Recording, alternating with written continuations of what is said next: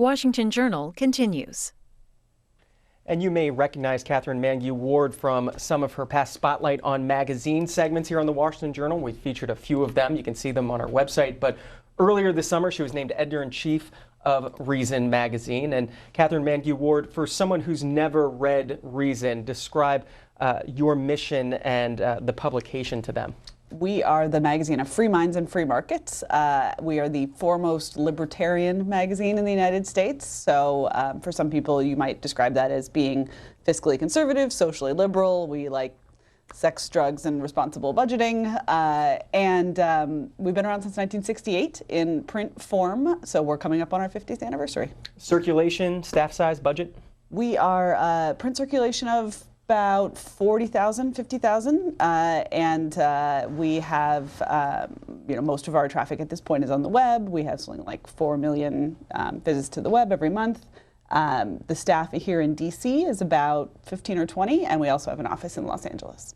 And is there a libertarian way of running a news magazine as you take over this role of editor-in-chief? You know, I would say managing libertarians is like herding cats, but I think that's actually true of journalists of all ideological persuasions, so nothing special about Reason in that respect. How much freedom of choice do your writers get in picking their story, and how much editorial direction do you give? We actually do give a fair amount of freedom of choice, not really because of our ideology, but more because we're frequently covering beats that are undercovered by other outlets. We've been on the criminal justice beat for decades, so welcome to the party, the rest of the news media. Drug legalization, frankly, covering how the Defense Department spends its money. All of these are beats that you can see in other outlets, but that we have had some reporters who have been on these beats just individually for decades, so we really trust them to do good work. Should note in this segment a special line for libertarians, 202-748-8003 if you're a libertarian, want to call in this segment. Otherwise, lines as usual, Republicans 202-748-8001, Democrats 202-748-8000, Independents 202-748-8002. Free markets, smaller government, core tenets of libertarianism. How are those things doing in election 2016? Not great. Not great is the answer. I would say we have an unprecedentedly authoritarian pair of candidates at the moment. Hillary Clinton has alienated some of her own party even for her pretty aggressive stance on foreign policy intervention. Certainly she favors expanding government in almost every area, both social and sort of into the broader world. Donald Trump has his own red flags when it comes to the libertarian mindset. He said just about everything, so frankly it's possible that he might enact a libertarian policy or two, but I don't see any reason to particularly trust him to do so. So 2016, we've not heard a lot that sounds like music to my ears from the two major candidates. Do you think that this election will move Americans more towards libertarianism? I do, and actually we're seeing that a little bit in the polls, both in the support for Gary Johnson, who is the Libertarian Party candidate. He's frequently pulling double digits, and the threshold for him to be on the stage for the debates is 15%. He's really falling a bit short of that right now, but as is always the case with these debate poll tallies, there is an opportunity to kind of jimmy the numbers, and I think we'll see how that ends up. But also just an unprecedented number of people don't affiliate with any party. I think a lot of those people are looking for something, maybe they wouldn't call themselves libertarians, but maybe they should. They're looking for something that's, looks like Republicans, but without the kind of overlay of bad relations with minorities and with gays, which the Republican Party is kind of infamous for, particularly among younger voters. Before we leave the topic of debates, this issue came up last week. Some viewers asking how that 15% threshold is measured. The Commission on Presidential Debates releasing on Monday the polls that are going to be averaged to figure out who is receiving 15% support nationwide, at least 15%. So the polls are ABC Washington Post's poll, CBS New York Times poll, CNN Opinion Research Corporation's poll, Fox News poll, and NBC Wall Street Journal's. 5 polls that are going to be picked sometime in mid-September. They were chosen with, quote, professional advice of Frank Newport, the editor-in-chief of Gallup, according to the commission release that came out on Monday. So some news on that. And on Gary Johnson, is Gary Johnson a good libertarian? He's a pretty good libertarian. You know, there's always a sort of race to the bottom when you start to get into this purity contest business, and I personally am kind of big tent about it. I think he's certainly more libertarian than either of the other major choices, and much more libertarian than the Green Party candidate, Jill Stein. He's not a totally orthodox libertarian in every single way, and Bill Weld is much more, his vice presidential pick is much closer to what you might describe as sort of a mainline Republican. They were both Republican governors of purple states, you know, Gary Johnson in New Mexico, Bill Weld in Massachusetts. So when you look at their records, they do frequently look like Republicans. But when you hear what comes out of their mouths, for the most part, it's pretty libertarian. Throughout the primaries, we talked about the splits and the wings of the Republican Party and the Democratic Party. What are the wings of the Libertarian Party? Right. So, I mean, the wings of the Libertarian Party are smaller. It's sort of the wings of a little chickadee as opposed to of a hawk. But there are certainly people for whom it's more about different points of policy emphasis. There are people who come to the Libertarian Party largely for the foreign policy. The Libertarian Party has a reputation for being non-interventionist, for being interested in sort of a defense-only defense policy, and there are many, many shades of gray that you can get into there about just, you know, how big the U.S. military should be. Should we have a military at all? And then on the kind of on the social issue side, you'll see people who range from, as long as the government isn't interfering, you know, people should be allowed to make their own choices, to some people who will see, you know, places where they want to pull back from that slightly in different areas. But for the most part, libertarians are already kind of their own subset. And of course, you can divide political parties infinitely, and people do, but it's not quite as much of a range. Catherine Mangu-Ward is our guest for about the next 35 minutes or so here on the Washington Journal. We're talking about her work as editor-in-chief of Reason magazine. A special line for libertarians, 202-748-8003. Otherwise, lines for Republicans, Democrats, independents, as usual. Tommy is an independent from Tennessee. Tommy, you're up first. Good morning. Good morning. I like the Libertarian Party and what they stand for. In fact, I voted Libertarian back in 1988 for Ron Paul and Nancy Lord. My question is, this talk about small government and big government. I believe in efficient government because the way I see it, big government leads to slavery and small government leads to anarchy. So how can the Libertarian Party be more efficient in their view of government instead of necessarily small? Sure. Thank you, Thank you for your question. So everybody believes in efficient government. If you ever listen to any stump speech by any major politician, you're going to hear some variant of, we'll cut waste, fraud, and abuse. And the thing about it is that it never happens. So to my mind, to say small government is kind of a proxy for getting more efficient government. When we're thinking about how can we get government to do what it does better, it's the same as with an individual. If you ask government to do less, there's at least a slightly higher chance that it won't mess up the things it tries to do. And I think that applies all the way across the board, from national defense down to you know, micromanaging what's in the vending machine in a school cafeteria. If you're trying to do both those things every day using a giant bureaucratic apparatus, you're going to mess up a lot of it. So efficient government is absolutely a way to think of it, but I do think there's places where just actually limiting the list of stuff that government does will not only get you better outcomes, it will also you know, free up people to make their own choices, which, while not perfect, tend to be better than the choices made in Washington. How small should it go? The caller concerned about the line between efficiency and anarchy. Right. So there was a famous line, you know, small enough to drown in a bathtub. That was once something that people said all the time. And by people, I actually mean Republicans. You really don't hear that from Republicans anymore.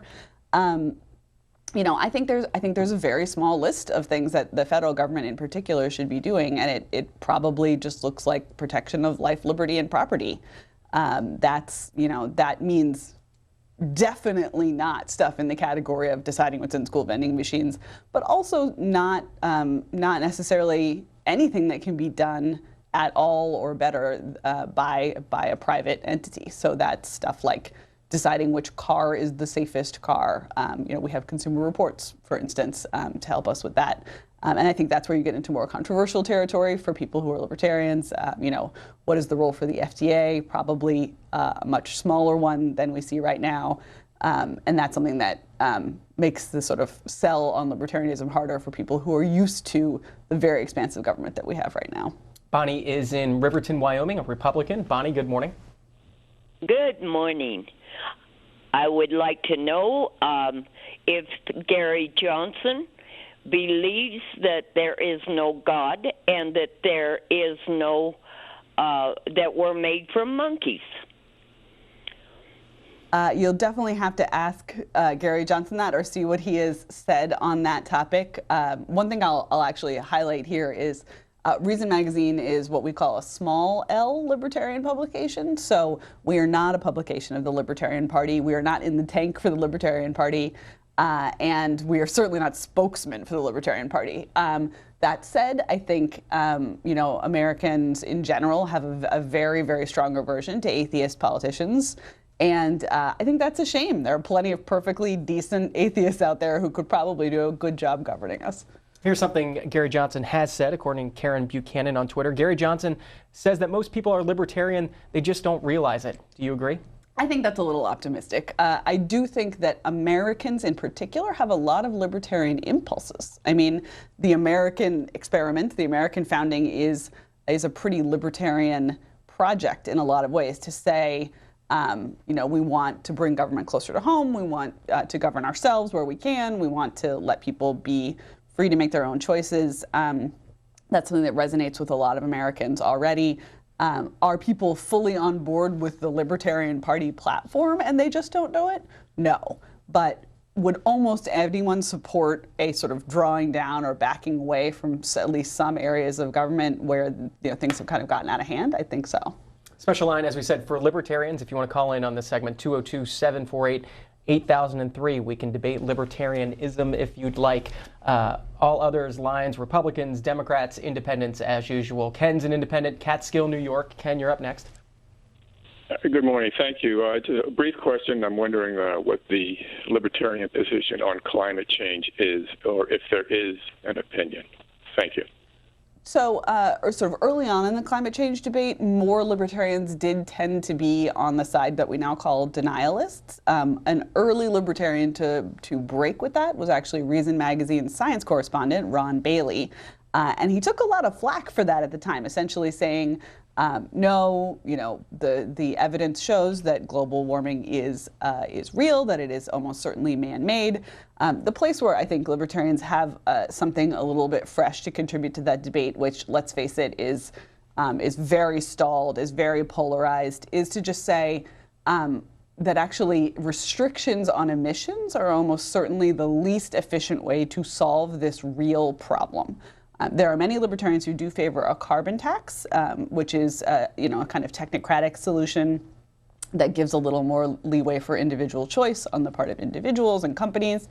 There are other people who are interested in some more outlandish solutions like geoengineering, where we look at kind of a broad-scale technological fix to the problem rather than a kind of puritanical everybody turn your thermostats down type approach. And in general, I think libertarians would say, and certainly I would say that, the advent of cheap energy is something that's been a huge force for good. And that, when we worry about global warming, it's easy to overlook that when we have the ability to power our cars and our houses and our computers, we do great stuff, and that in fact in developed countries our energy use, and in particular the extent to which we emit dangerous gases, is actually decreasing as we get smarter and wealthier and our technology improves. So there may be a sort of self-solving element in there as well. But in general, I don't think you'll find too many people these days in the libertarian world who wouldn't say global warming is real. It's just a debate about what the ways are to solve it. And I'll throw in here one more time, your mileage may vary depending on the libertarian you run into at your local bar. Let's talk to a libertarian. Billy is in Gresham, Oregon. Billy, good morning. Good morning. I pulled up your interview you had with the Libertarian, Mr. Johnson. I was quite impressed with him, and I've been a Democrat my whole life. But what I was wondering about his foreign policy on this regime change and everything is just wonderful. It's the best thing that could happen to America. And what I really want to know is what would be their view on doing for, since they're physical conservatives, for the poor and disabled that we have in America that does need help. What would we do with that segment of people with the conservatism that they do have in that? Welfare programs. Sure. So, I think this is probably the most frequent question about libertarianism overall is, okay, well, but what do we do about people who really do seem to need government help the most? And the first thing I would say is, as much as I might like it to be true, even if we elected a libertarian president tomorrow, and I think it's very unlikely that we will, libertarian policies don't go into effect sum total instantly 100%. So any libertarian, really I would think any compassionate human that you would meet would say there are so many things on the list of inefficient, wasteful, dangerous government programs to get rid of before you get to the true social safety net, the true programs that are actually helping the very, very poorest people. That said, there are a lot of programs that we think of as a social safety net that function more as middle-class entitlements. And I'm thinking here of Social Security, I'm thinking here of Medicare and Medicaid in various chunks of those programs. So I think any libertarian, and certainly I would say this, would say those programs do need to be cut back. And for a lot of Americans, that's a third rail. That's something that's going to be off-putting for them. But again, it's so important to distinguish between, should we maintain some programs that help people who would literally be starving without them? Probably. Should we leave all of our major entitlements completely intact? Definitely not. And that's a distinction that I think frequently gets lost in the chatter, particularly election time chatter, but even in policy making in the sort of, in between election times. And you hear politicians vilified for wanting to leave little old ladies starving in the street, eating only cat food, when in fact they're saying, maybe we shouldn't be cutting checks to rich old people just because they're old. And that's, that of course does get into the question of, on Social Security, for instance, the question of contract people paid in, they believe they should be paid out.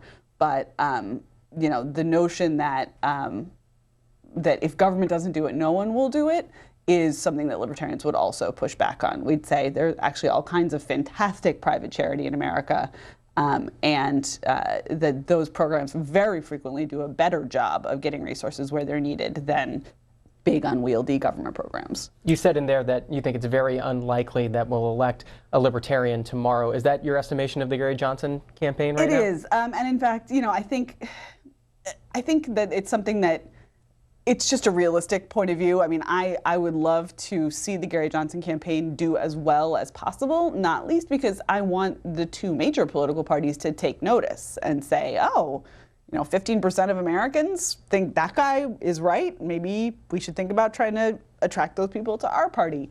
I just can't imagine how the numbers would work out to actually elect a libertarian in this cycle or in the next couple of cycles. Some fundraising numbers out of the Gary Johnson and Bill Weld campaigns. This according to the Washington Post. Their campaign has raised more than $2.9 million since the start of August, more than Johnson's 2012 libertarian bid raised throughout their entire campaign. Those numbers being reported by Dave Weigel yesterday in the Washington Post, if you want to read more on that. Zach is waiting for you in Bethesda, Maryland, an independent. Zach, good morning. Hi. I'd just like to, hi, Catherine. Good morning. But I'm a pragmatist. I'm not a ideologue. I'm calling in, and I'm just wondering what libertarianism is to begin with. Well, who are these people? Are you talking about Rand Paul, Ron Paul? Who are these people? So Rand Paul has described himself as a libertarian conservative or occasionally as libertarian-ish.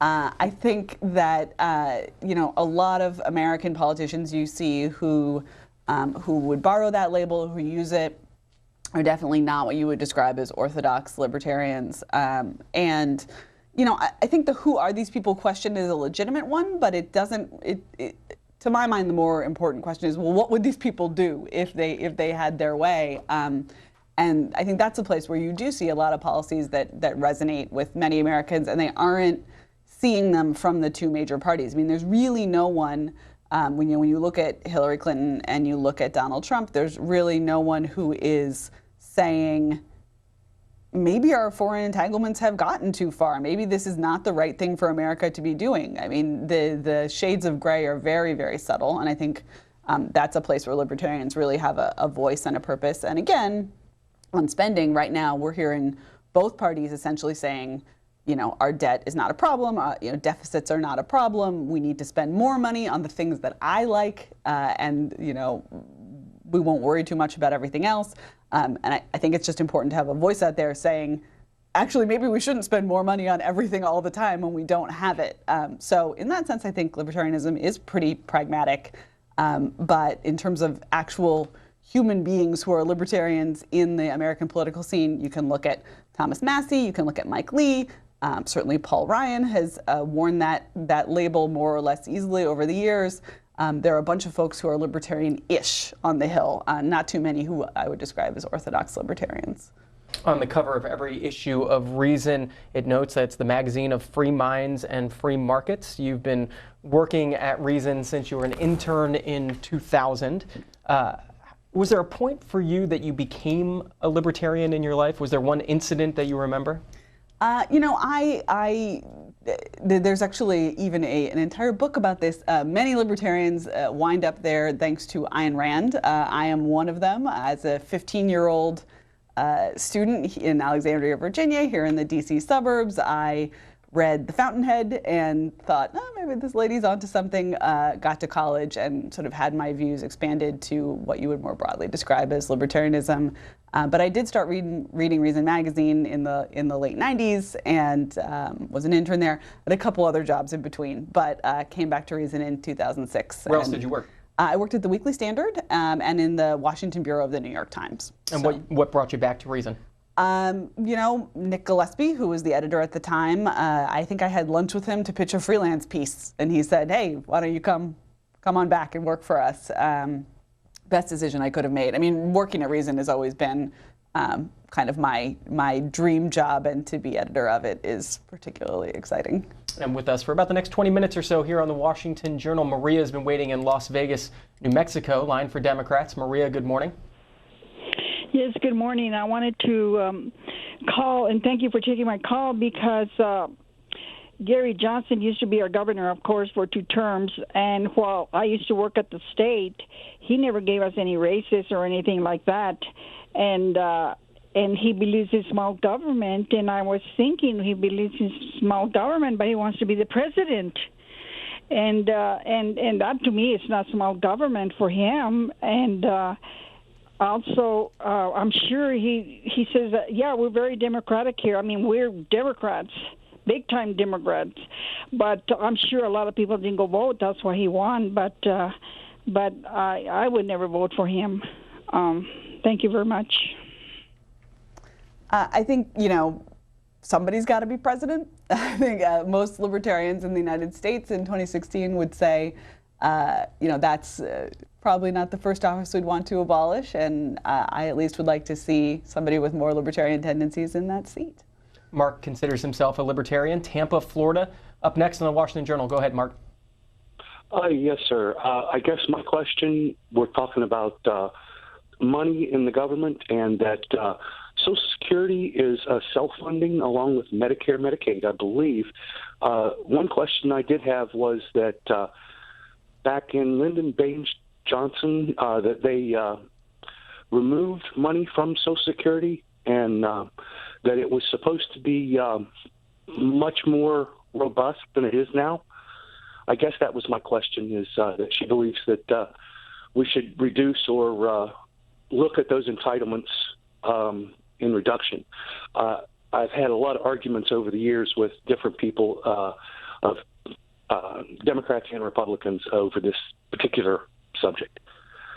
Right. So it's actually kind of an arcane subject in many ways, because the Social Security Trust Fund is either something that is totally real and absolutely exists and all your money is waiting for you in it, or it's a complete accounting figment that's actually just a dusty file cabinet full of IOUs, depending on how you think about the way money works in the government.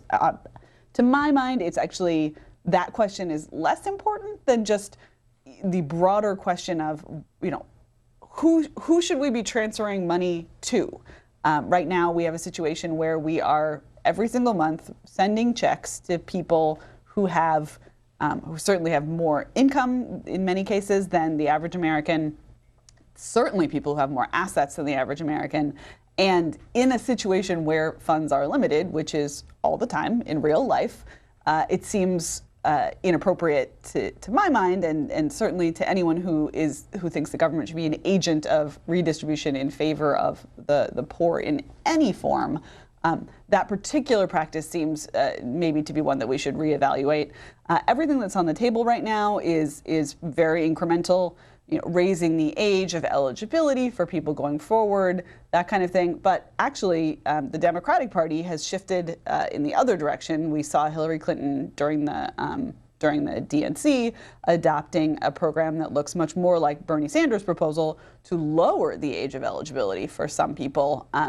Seems like a step in the wrong direction if, again, our goal is to spend less money and to spend the money that we do spend more efficiently to actually help people, as opposed to, just kind of shuffling cash around to buy, frankly, votes from older people. Let's hear from our line for Democrats. Larry's waiting in Burnsville, Minnesota. Larry, good morning. You're on with Catherine Mangu-Ward. Thanks for taking my call. The main purpose of a libertarian's belief is, I've got mine, and if you don't, that's just too bad. And the idea that you would destroy Social Security, Medicare, and Medicaid as we know it would destroy the American economy in no uncertain terms. The idea that government spending is bad is nonsense. President Eisenhower created the middle class as we think of it today by taxing the rich at over 60% and using that money to build the biggest project in actually mankind's history, the freeway system, that created the middle class. No, the idea that smaller government is a good thing is bad. And if you look over the years, you'll see that every time we've cut back on government spending, the economy has been cut back also.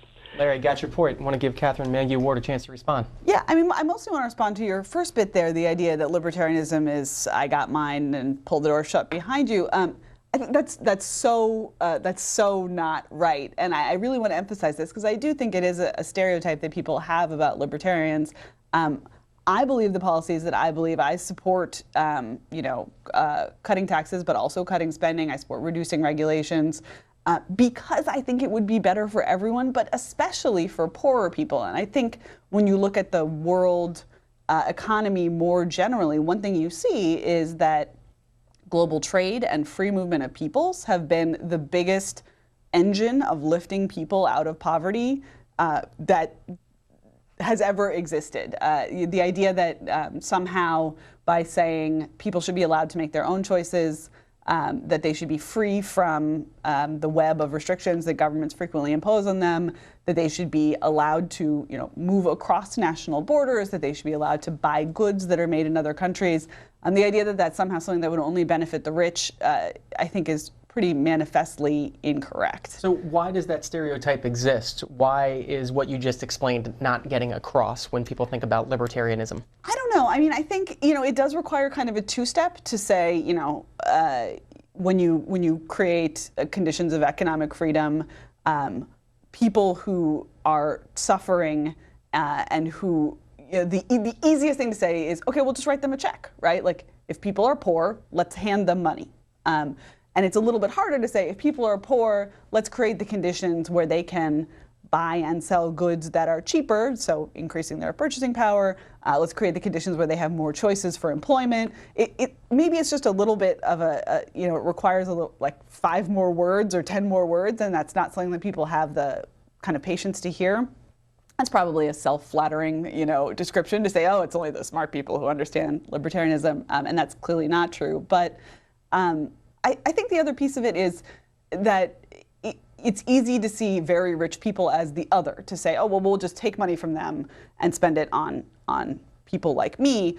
But if you look at the actual tax plans of both of the major parties, they're talking about increasing taxes on people who are not just Bill Gates, who are people who are who you might easily define as upper middle class or even middle class. If to get the numbers to balance out, you have to go pretty deep into the income bracket. And I think seeing that those transfers not only as let's take Bill Gates' money and give it to people who are starving in the street, but actually a much more complicated thing that happens in the middle of the scale is maybe another way to break that stereotype. Steve is a libertarian in Florida. Steve, good morning. Good morning. I'm really enjoying the show today, and I'm definitely voting for Gary Johnson this fall. I did switch to Republican from independent to be able to vote in the Florida primary here August 30th. But I'm 100% with Gary Johnson, and this is to all of America. We've got two blatant liars, and Gary Johnson is very ethical, and he has great moral character, and he is a leader. He's a thinker, and I really think that we've got to get him to 15%, and I'm asking America to say, let's give this guy a chance, because his character above and beyond Donald Trump or Hillary Clinton by far. And thank you very much. And Catherine, are you voting for Gary Johnson? I didn't hear that. And have a great day. If you want to talk about your vote. So I actually don't vote. I think maybe the last time I was on this program or a couple times ago, I talked about the cover story I wrote for Reason magazine in 2012 about why I don't vote. If you want to vote and you find it to be a delightful experience, by all means, go for it. I don't vote, not least because journalists are pretty busy on election day, and there's not a huge chance that my vote is going to be the one that decides the election. But I do think, the idea that there are people out there who are looking at the two major party candidates and saying the Libertarian seems the most sensible is that's new. I mean, mostly people say, oh, that Libertarian, they're so wacky. And when they're saying well, at least he seems to mostly tell the truth and he was the governor of a state for a while that did okay.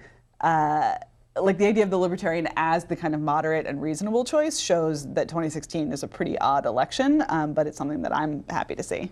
Coming back to not voting, can you explain it? Is there something besides time constraint, though? Yes. This is always a kind of inflammatory topic, but I'm happy to get into it a little bit. So from a mathematical perspective, the chance that any individual vote will sway the election is minimal. It is nearly zero. It is megabucks lottery odds that you will be the decider in the election. Doubly so if you are not in a swing state.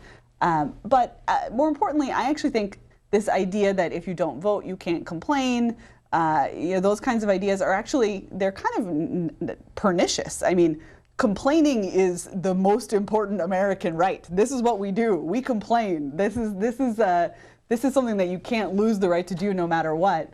Voting is certainly something that for many people is, they experience it as a kind of civic religion. They find it enjoyable. They like to vote for their guy, and that's all fine. But I think it's mostly an expressive act. It's not something that actually is likely to change the outcome. So it's actually just kind of a nerdy statistical point for the most part. But I don't vote for that reason. Staying on our line for Libertarians, Joshua is in Deer Park, Washington. Joshua, good morning. Don't you just love being a Libertarian? I've been one since '79, and we're the only political party with a sense of humor. Just look at the numbers. You'll get something to laugh about. My question is, don't you find it fascinating how all of a sudden the Libertarian Party, who was ignored since its inception, is relevant because the power elite in Washington don't like Donald Trump? Don't you find it fascinating that they're doing everything to put a roadblock in the way and come up with any party they can come up with? I've been a Libertarian forever. I love being a Libertarian. I think everybody in America should, if you can't read the book, watch the movies Atlas Shrugged 1, 2, and 3. Joshua, can you want to find can I ask you before you go, how do you feel about groups like Republicans for Gary Johnson that are coming on board and trying to get Gary Johnson elected as president, but still saying that they will vote Republican in other state and House and Senate races? Can I give you a statement uttered by Daddy Bush? Sure.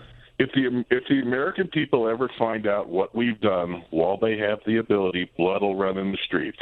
I think a lot of politician elites have done a lot of bad things in this country, and they're starting to come out what happened. And I think they're desperate and they're clinging to anything. I think it's time for them to resign. I think it's time for them to run.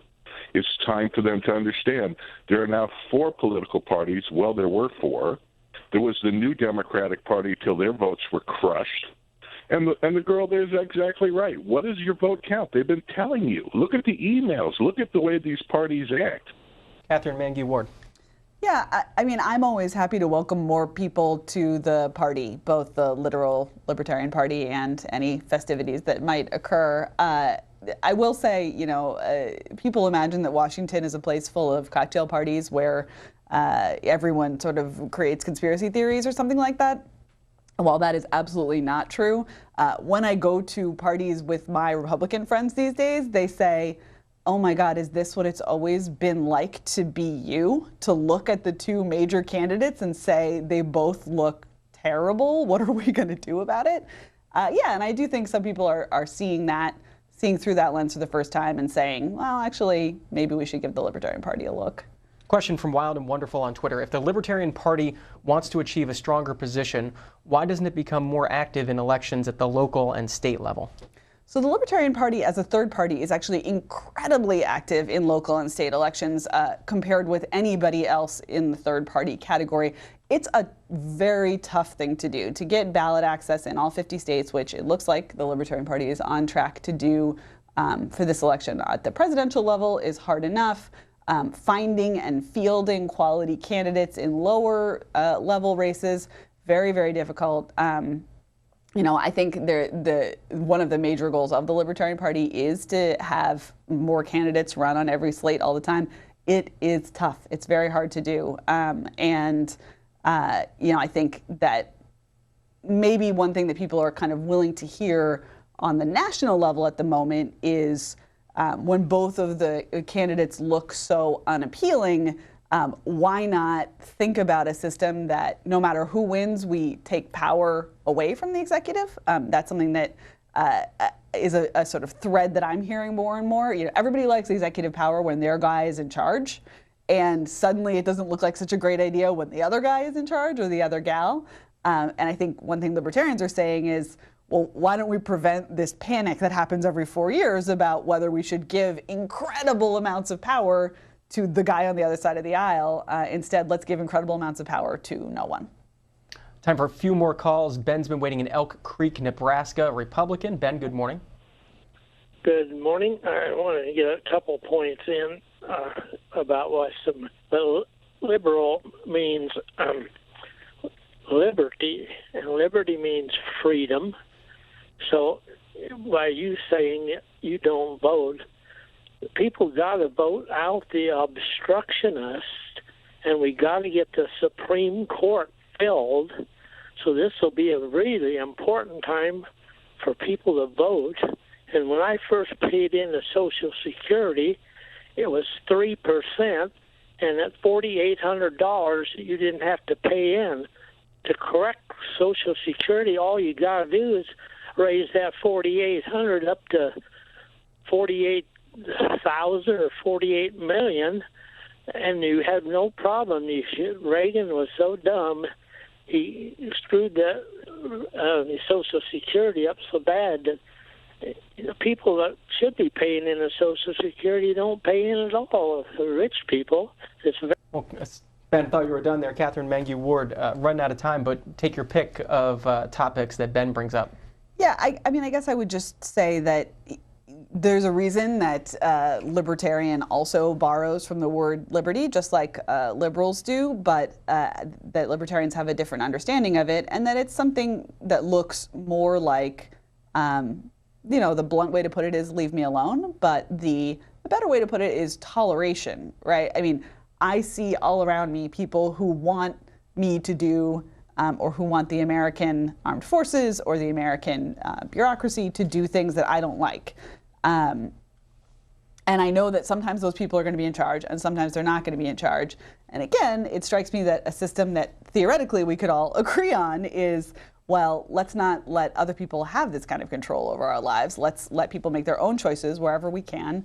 And also, and Gary Johnson says this all the time, Ron Paul said it before him, you know, on the stump as libertarians, they say, you know, I don't want to be in charge of your bedroom. I don't want to be in charge of your boardrooms. I don't want to be in charge of your life. And I'd like to hear that from my politicians. I think a lot of people find that pretty appealing.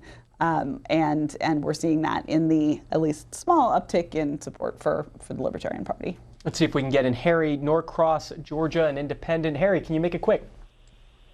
Yeah, I just wonder if a libertarian would have supported the war against the Nazis, a war against the Japanese, the eradication of Anopheles mosquitoes from the south so people wouldn't be getting malaria, rural electrification and TVA, the GI Bill, the interstate highway program, the Cold War against the Russians. I mean, there are some things government can't do. And by the way, Social Security is an insurance program. I've paid over $150,000 into it, and I'm only just now starting to collect anything.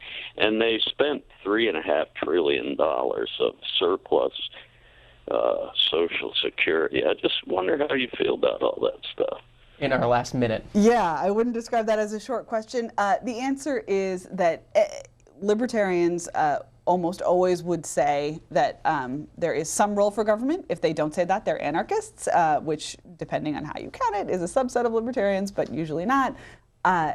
The idea, though, that just because something is a good thing to do means the government should do it is something that libertarians would reject. And I think that many of the things on your list were clearly good things to do. It doesn't mean it was right for government to take people's money via taxes and spend it on those activities. And that's a distinction that you just don't hear enough in American politics, and I'd like to hear people think about more and more critically. And if you want to read more about it, it's reason.com. You can follow Catherine Mangu-Ward on Twitter. It's at @KMangu-Ward. She's the editor-in-chief at Reason. Thanks so much for your time this morning. Thank you. Up next on the Washington Journal, we're going to be joined by Terrell Starr of Fusion. He'll discuss his work as a national political correspondent at the media group geared towards a diverse millennial audience. And later in our weekly Spotlight on Magazines segment, we focus on the New York Times Magazine's recent 40,000-word full magazine feature looking at the fracturing of the Arab world through the eyes of 6 individuals who have lived through it. That's coming up on the Washington Journal.